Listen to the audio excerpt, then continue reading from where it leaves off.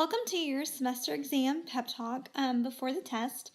Just going to give you a few tips to remember. We've talked about most of these in class, but please, the biggest thing to remember is you have learned everything on this test. You know how to do it.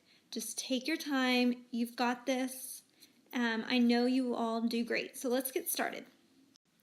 Let's review some multiple choice tips before the big test tomorrow. So remember, in multiple choice questions, the answer is given to you. You just have to find which one is correct.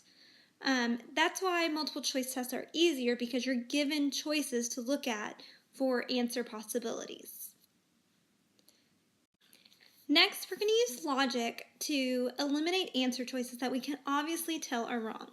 For example, the question says, which equation represents 36 less than a number y is equal to 13. If I'm looking at this problem, right here, I should see equals to 13 as one of the answers. So this automatically eliminates C and D, and now you have a 50-50 shot of being able to answer this question correctly. And remember, we talked about in class that it says 36 less than, which means minus 36. So A would be the correct answer. Next, we always want to make sure we're answering the question that is asked and not the question we assume is being asked. So an example of this would be is when we are ordering fractions, decimals, percent, that we make sure we read the question correctly.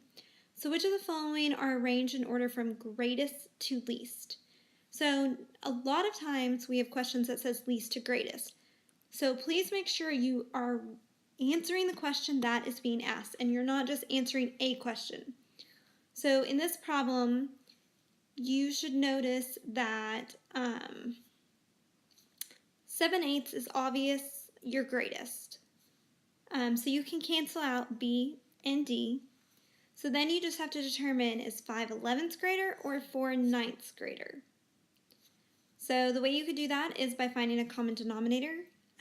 For example, 99. You could say 4/9 to change to 99 would be 44. And then 5/11 to 99 would be times 9, so that'd be 45. So that one was very close. I mean, very, very close. So then the 5/11 would have to go. So if you look at B, though, B would be the order from least to greatest. So please make sure you are reading the question, that you are doing whatever the question is asking you, and that you're not making up how you want to solve the question. And lastly, if you are stuck on a problem, always use your answer choices to help you answer the question.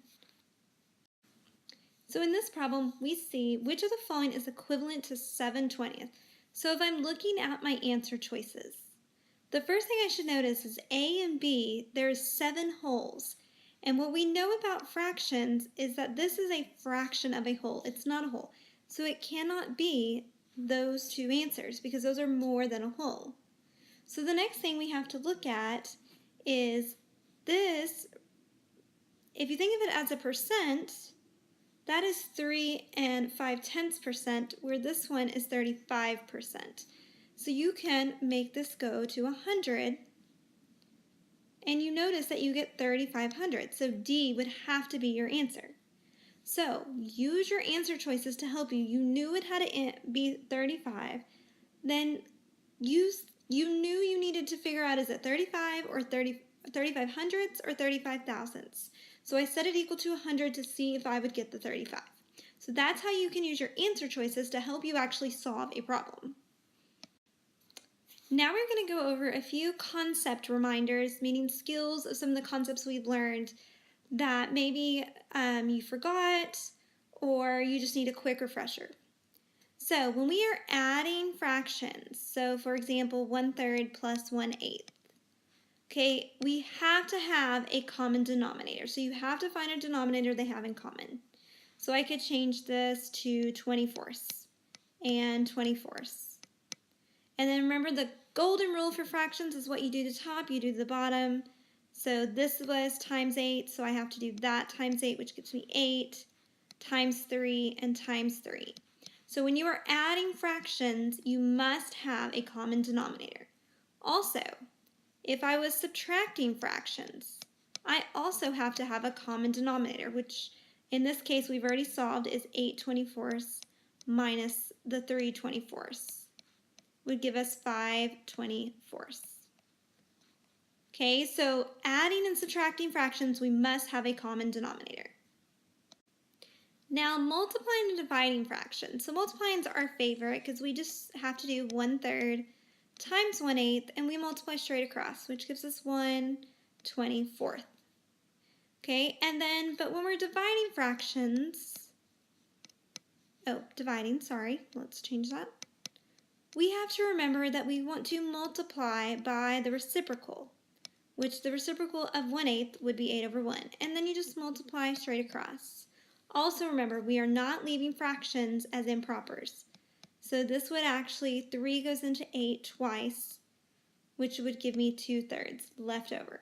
So multiplying and dividing, you do not have to have common denominators, but you have to remember we change division to multiplication by multiplying by the reciprocal.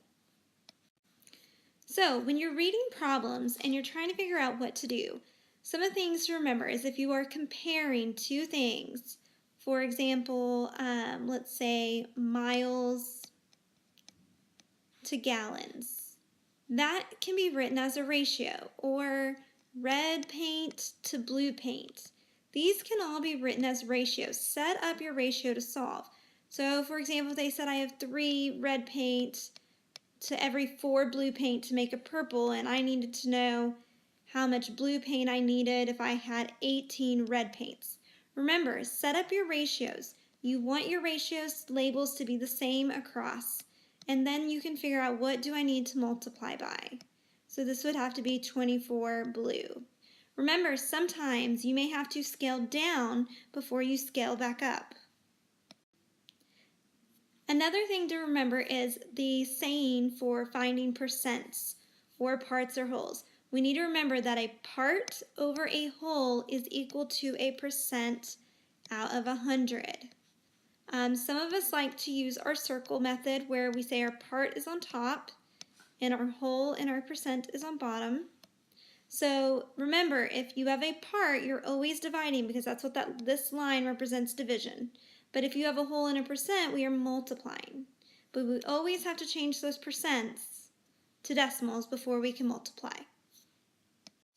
Well, that's my quick tips. I said I wouldn't make the video longer than 10 minutes, and I'm getting close. So I'm going to stop there. If you have any last minute questions, I am going to have tutorials in the morning. Come see me. Remember to trust yourself. You know more than you think you do. You are very capable of doing awesome on this test. Just take your time. Use the strategies I talked about writing down the questions that you feel 100% on, the questions you feel 75% correct on, 50% and 0%, so you know what to go back and check.